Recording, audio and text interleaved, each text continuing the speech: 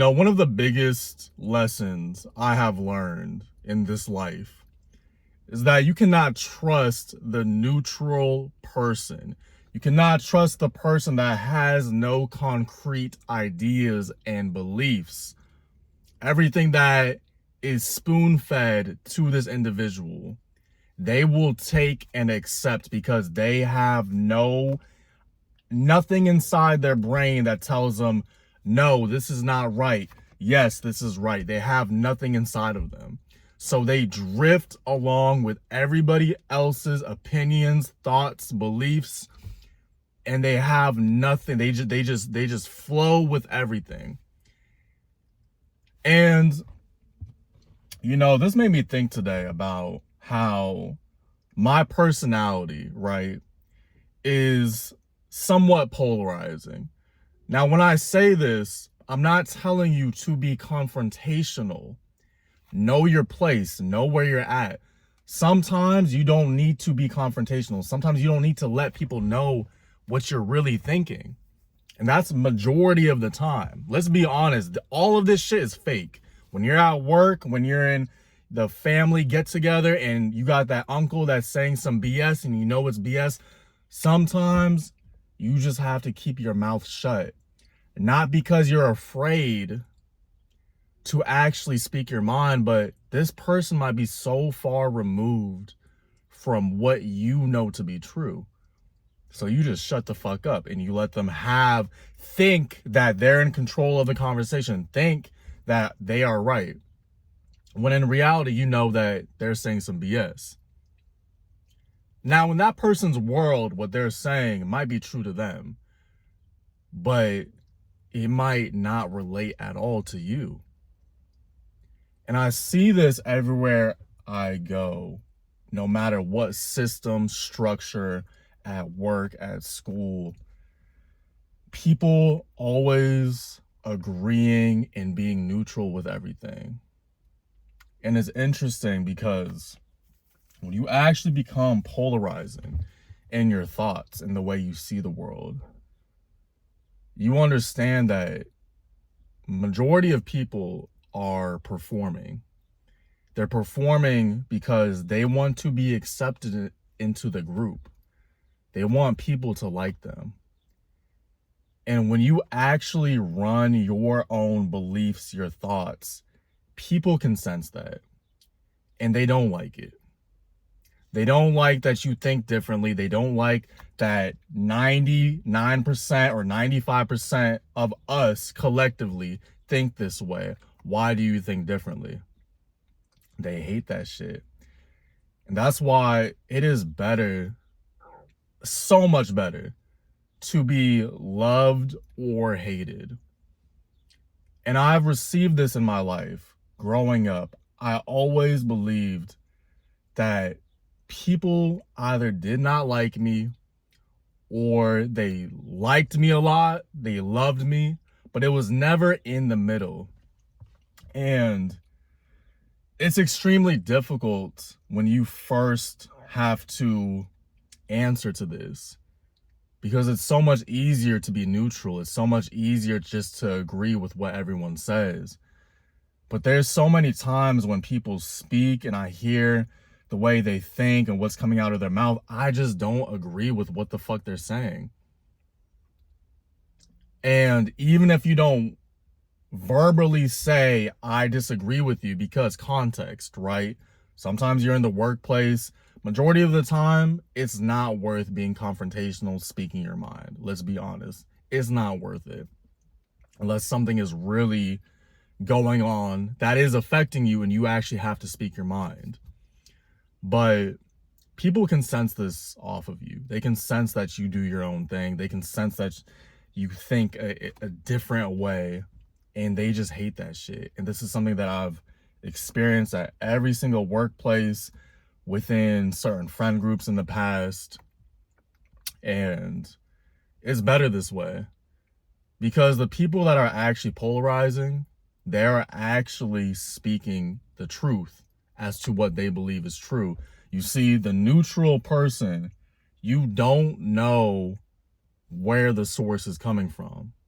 You have no idea. And you cannot trust that, because that source can change depending where this person's at. And it's actually terrifying when you think that majority of people really do not have their own thoughts, their own opinions. They really don't. You know, I come from like the fitness background, fitness space. There's a fuck ton of ego and just annoying shit that comes with it, whatever. For example, I don't believe in reps and reserve training. I believe there's a time and place. I believe that not every session you need to send it to absolute failure. But I don't believe in reps and reserve training.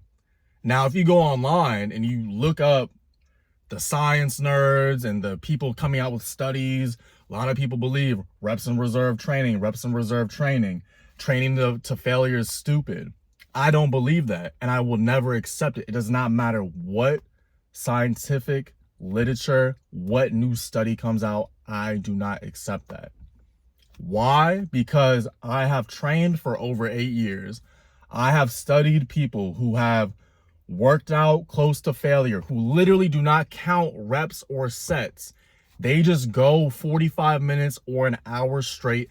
They know how to work out. They know how to push themselves, and they look incredible. They are extremely strong. That's all the proof I need. I don't need any scientific literature. I don't need anything else. So that is a belief that nobody can change. I see the scientific literature nerds. Some of them do have great physiques. They know how to train. They are strong. I just don't believe in that mentality for my life.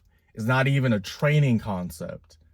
You leave reps and reserve in the gym. When you're training, you're going to leave reps and reserve in your life. This is a mentality for life. When I train to failure. And what we believe is failure is not even really failure most of the times. That's why I don't believe in reps and reserve. So when you believe that you're bench pressing and you really hit, you're pushing, and you really hit that rep to failure, most people usually have another 1 to 2 reps, sometimes 3 or 4 if you're a newbie or a novice. And I don't see the point, unless you're training for competition, which 99% of people are not training for competition. I don't see the point in leaving reps in reserve. So this just goes to show that, you know, we all have our own philosophy, our own way of thought. And when you don't stick to this and you don't understand this, you will always be at the mercy of life, pretty much, because life is constantly evolving, it's constantly changing. You have to have your own set structure of your beliefs. You see people that they have no belief, no identity, and they constantly move with life. People always take advantage of them. They are people pleasers. I see this all of the time. They think that they're moving up. They think that people like them, but all they are doing is serving as a doormat for people to use them. You have to be polarizing to an extent. You have to be willing not only to speak your mind, but to think. When even your superiors are speaking to you, do you have your own thought? Do you have your own way of thinking?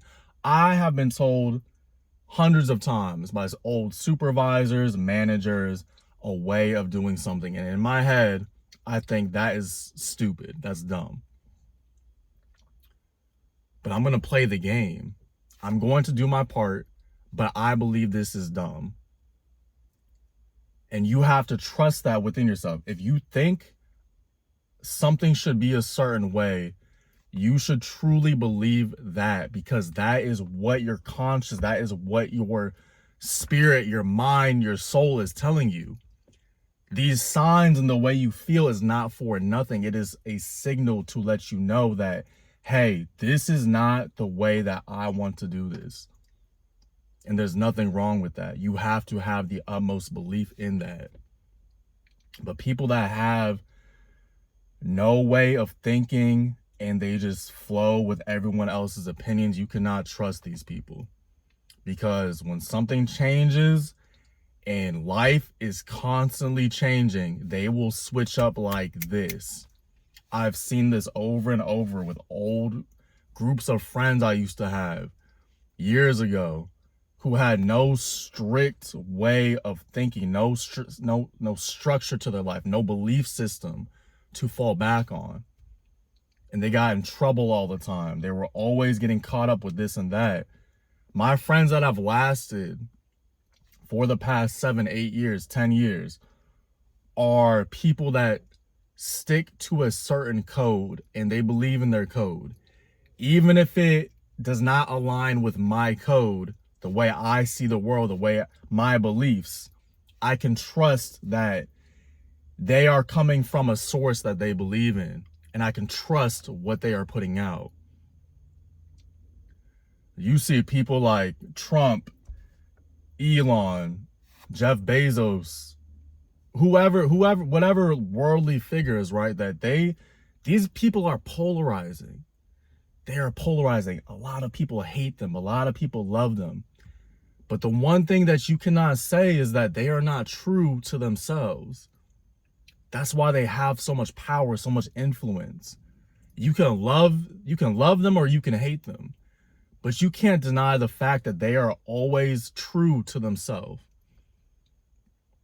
It's extremely powerful to have this way of thought. And you have to understand that you have to be polarizing in this life. You have to have your own set of beliefs, your own thought structure. You cannot allow, it does not matter if somebody is higher up than you. A lot of people I've seen that I've worked under that were higher up than me, I've seen them being people pleasers. I've studied their body language and the way they communicate, always trying to appease. That's not a leader, not to me. Now, again, when you're at the workplace, you might have to play your role. But it's something that I cannot trust, because when the system changes, I know that you are going to change with the company, not because you actually want to change. So when things are fucked up and they implement something that doesn't make any sense, it's like, okay, we'll just follow this because this is what we have to do. Fuck that shit. You don't need it. Play your role, play the game, but at the end of the day, internally, have your own set of beliefs, have your own structure, because that is the only way you will actually make it in this life and actually build a man who is confident in what they believe in the world. Don't be a drifter. Don't be somebody that just floats through life. I've done that in my past, and I promise you it's going to get you nowhere. So, point of this video is be polarizing with your thoughts. Have a set standard in your life, and you'll see your life change. This is John Woo the Only. I'm sending blessings always. Peace.